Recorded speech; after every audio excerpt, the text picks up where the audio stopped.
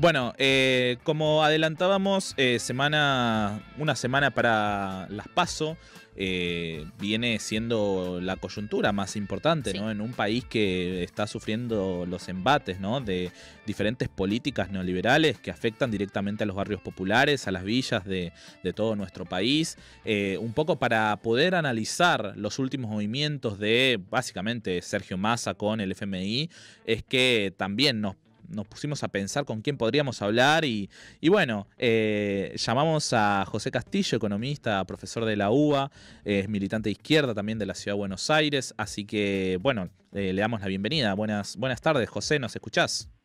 Sí, ¿qué tal? Buenas tardes, ¿cómo está? Bueno, gracias primero por atendernos y primero preguntarte, ¿no? En términos históricos, para vos, ¿en qué momento se encuentra la economía de Argentina? Es decir, ¿qué puntos de comparación encontrás con otras épocas?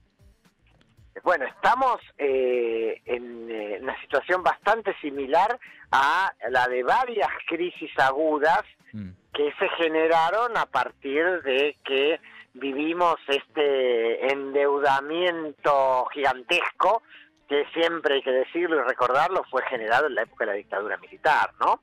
O sea, nosotros tuvimos estas crisis que de fondo son crisis de deuda, Sí. la vivimos en la Argentina de 1989, que terminó en un estallido hiperinflacionario, la vivimos en la Argentina del 2001, que terminó en el estallido de la convertibilidad. Estamos, vamos a llamarlo así, en una situación al borde, desde el punto de vista económico, por supuesto. Después analizamos las variables políticas, nada es igual a nada en la historia, Claro, ¿no? claro. Pero sí estamos al borde de eso. O sea, vos fíjate que... ¿Y por qué estamos al borde? Porque la deuda externa argentina es ilegal, inmoral, impagable, pero además de eso, que son adjetivos que podemos mantenerlos siempre en los últimos 40 años, sucede algo, que es cuando el nivel de crisis es tal y el nivel de ajuste es tal que ya no es que no vas a poder pagar la deuda, no podés pagar el vencimiento que viene, Claro. el de la semana que viene, y entonces empiezan a aparecer maniobras de locos, como esta que vimos ayer, ¿no? De, bueno, le pedimos a Qatar y le vamos a devolver con lo que nos dé el fondo dentro de 20 días, y la semana anterior le habíamos pedido a la Corporación Andina de Fomento, y está el swap con los chinos. Todo es que, obviamente, nada es gratis, ¿no? Todo es nuevo endeudamiento, que lo que refleja en definitiva es que la Argentina ha llegado al límite, igual que en el 2001, igual que en el 89, donde ya se comió todas las reservas que tiene, toda la realidad. En definitiva, el saqueo llegó a un punto que vas a la situación de crisis, ¿no? Sí, es una deuda para pagar deudas, básicamente. Exactamente, deuda para pagar deuda, impagable, pero siempre yo defino, ¿es impagable la deuda externa argentina? Es impagable porque la Argentina debe más de un PBI. Ahora, a veces esto queda abstracto, ¿no? O sea, nosotros constantemente, ajuste tras ajuste, y este es el punto, ¿no? Gobierno tras gobierno, van y hacen una negociación con el fondo o con los acreedores privados, arreglan un plan de ajuste que lo paga el pueblo. Digo, venimos de un acuerdo con el fondo hace 10 días, donde ese acuerdo generó una devaluación encubierta que lo estamos pagando ahora. Si hoy vas al supermercado, tenés la carne un 20% más caro, eso es un producto de la devaluación encubierta de hace una semana. Vas a tener, o sea, hoy se conocieron datos, ayer se conocieron datos de incremento de niveles de pobreza, ¿no? Que corresponden al primer trimestre del año, el segundo es peor, la inflación, en fin. Podemos hacer una larga lista. Ahora, todo eso, en definitiva, el origen son estos planes de ajuste, que es como un goteo permanente, ya más que un goteo, es una canilla abierta, ¿no? De toda nuestra riqueza para pagar vencimientos inmediatos en la deuda que sigue incrementándose, ¿no? Sea con el Fondo Monetario Internacional, sea con acreedores privados. Si nosotros lográramos zafar haciendo estas carambolas, me presta uno, le presta al otro, y acá hasta fin de año, bueno, el que venga en el mes de diciembre, no sea el actual gobierno, sea un gobierno de Juntos por el Cambio, ¿qué va a hacer? Se va a enfrentar a la impagable cordillera de vencimientos con acreedores privados que hay en el año 2024 y ahora una cordillera más grande todavía con el Fondo Monetario en el 2025. Por lo tanto, va a llegar y el primer día va a decir, otra vez vamos a renegociar para patear 2 años los vencimientos. y mientras tanto la deuda sigue creciendo, los planes de ajuste siguen corriendo, y los trabajadores, los jubilados, el pequeño comerciante, la gente que cobra ingresos fijos, sigue sufriendo las consecuencias del ajuste, ¿no? José, acá te saluda Lilian Andrade, gracias por todas las respuestas que estás trayendo. Yo quería preguntarte, quizás para quienes no saben o no comprenden también las reglas económicas internacionales, ¿es posible no pagar el FMI y mantener una economía estable en Argentina? A ver, yo diría, te lo contestaría casi al revés. Ajá. Es imposible pagarle al FMI y mantener una economía estable. Cuando en marzo del año pasado se discutía el acuerdo con el Fondo Monetario Internacional y muchos decíamos que no había que firmar ese acuerdo, y que la Argentina tenía, ya que justamente si la Argentina viene denunciando que ese acuerdo tomado por Mauricio Macri, 45.000 millones de dólares, violó los propios estatutos del Fondo Monetario, todo ilegal, todo se usó para fuga de capitales. Bueno, hay que decir entonces, bueno, entonces esto, dada su ilegalidad internacional, no hay que pagarlo. Es que se nos decía en aquel momento, marzo del año pasado, no, si vos no haces el acuerdo con el fondo, te vas a ir una inflación de arriba del 100% anual. El dólar se va a ir por las nubes, va a llegar como a 300, y la pobreza se va a aumentar al 50% de la población. Pasó 1 año y 3 meses. Estamos peor. El dólar va camino a los 600, la inflación va camino al 150 y tenemos un 50% de pobreza. Entonces, justamente de lo que se trata es de cambiar estas reglas. Es exactamente al revés.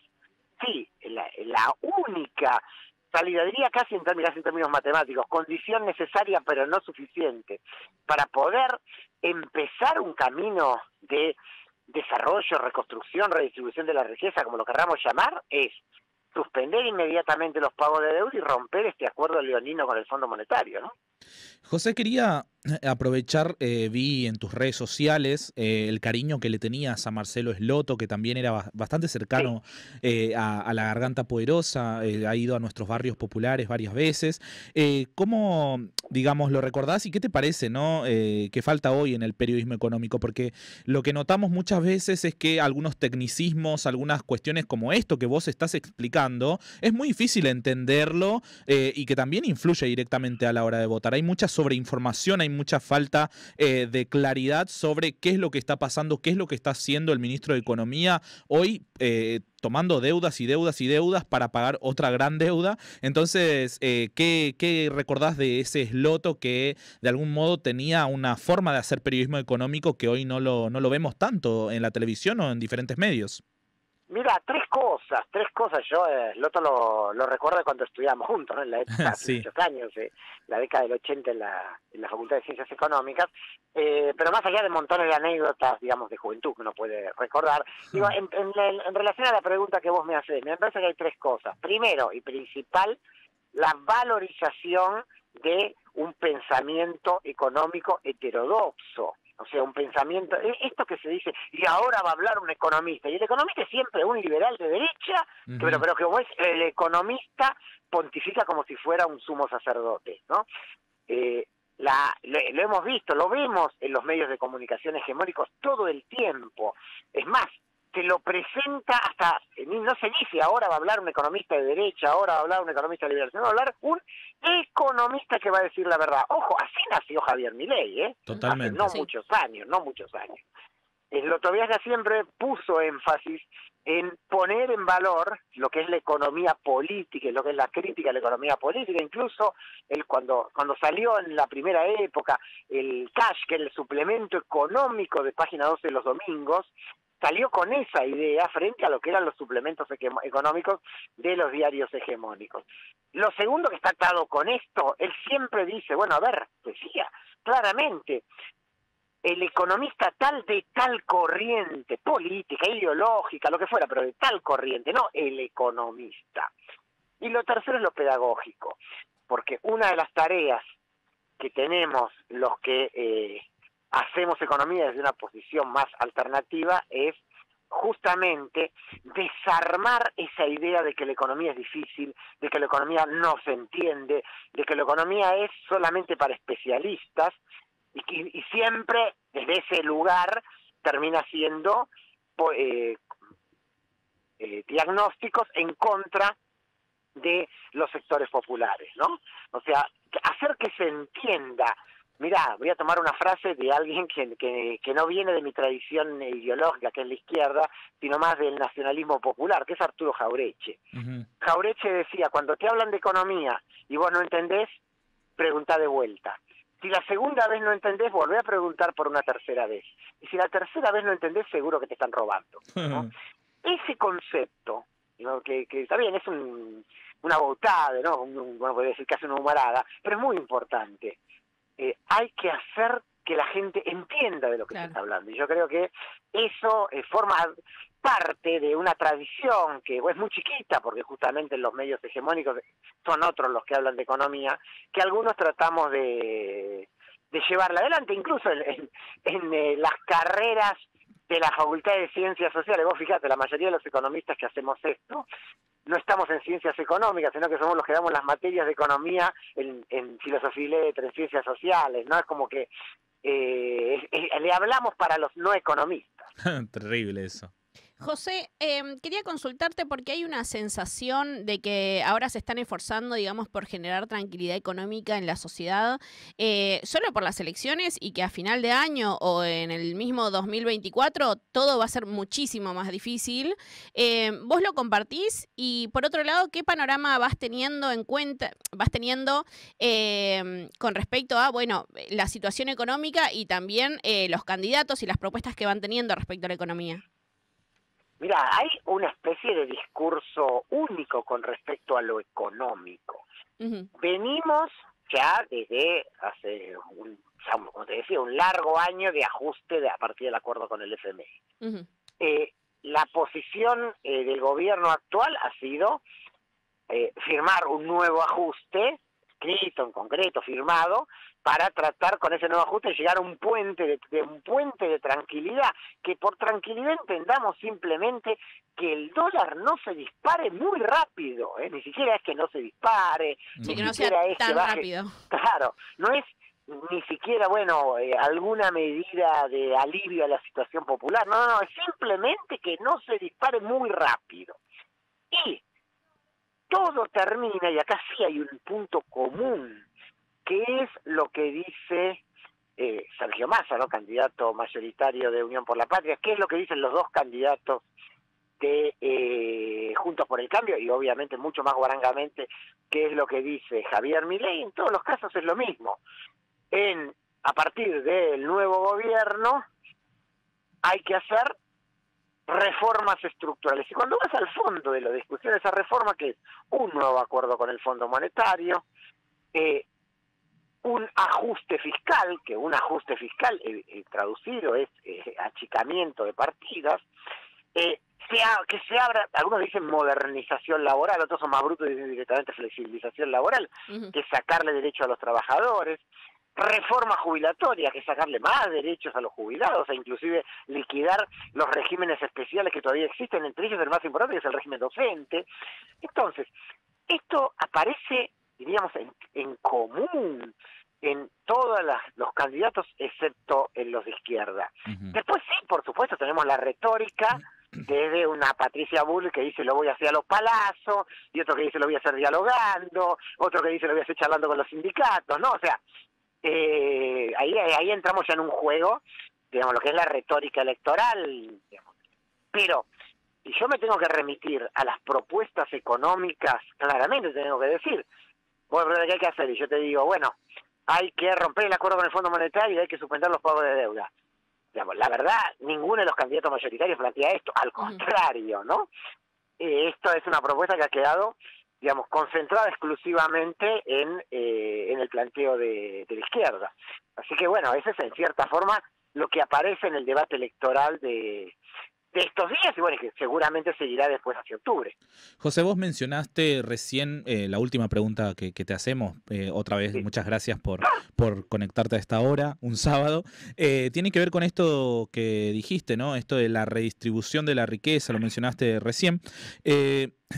digamos, ¿qué porciones de la estructura del Estado crees vos que podrían repartirse mejor, ¿no? Para mejorar la calidad de vida de las argentinas y los argentinos? ¿Dónde crees que hay un gasto de sobremanera que decís, che, ¿por qué esto no va para el trabajo o para, no sé, mejorar la calidad de vida, dignificarnos, ¿no? En todo caso, a los que vivimos en los barrios populares, por ejemplo.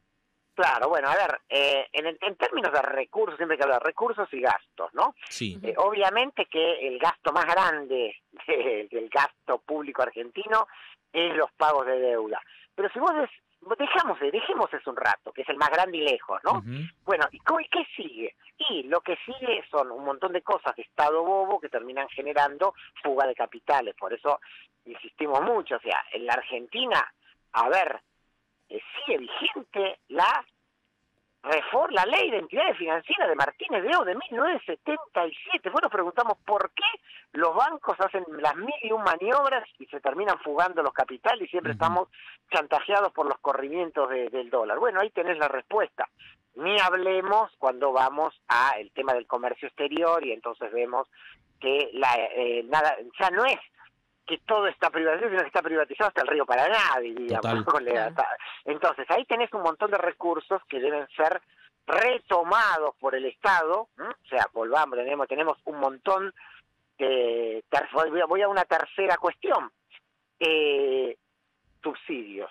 O sea, tenemos que terminar con esto de o hay subsidios para la privatizada o hay tarifazo.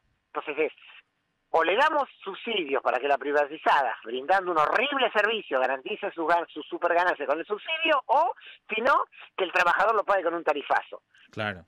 Y siempre lo pagamos nosotros. O sea, claro, siempre va para el mismo lado la pelota. Entonces, hay que restatizar los servicios públicos privatizados, recibiendo los contratos y bajo gestión de los trabajadores y organizaciones de usuarios, ir a otro tipo de gestión que no pueden ser, ya creo que ya está. Pasaron 25 años, 30 años de privatización del servicio, sabemos cómo funciona la luz, el gas, ya sabemos. Digo. Me parece que por ahí hay que ir. Hay que ir a la reforma tributaria, impuestos, sí, por supuesto. Hay que hacer una reforma tributaria. Nosotros hablamos de lo único que nadie habla. En la Argentina el impuesto más terrible es el IVA, que lo paga todo el mundo, 21%. Hay que eliminar el IVA a los artículos de la canasta familiar y reemplazarlo por impuestos a las grandes fortunas. Claro. Dicho todo esto, después sí, claramente. ¿Y qué hacemos con los recursos que no se usan? Porque ya dejamos de pagar la deuda, porque ya no estamos pagando subsidios, porque tenemos recaudación impositiva de estas características. Bueno, ahí aparece la necesidad de priorizar. No son muchas las cosas que hay que priorizar, es muy sencillo, es salarios dignos, salarios y jubilaciones dignas. Primera cuestión, no puede ser que la gente gane menos que el valor de la canasta familiar. Claro. No puede ser que los jubilados ganen menos que la canasta del jubilado. Segundo, trabajo genuino.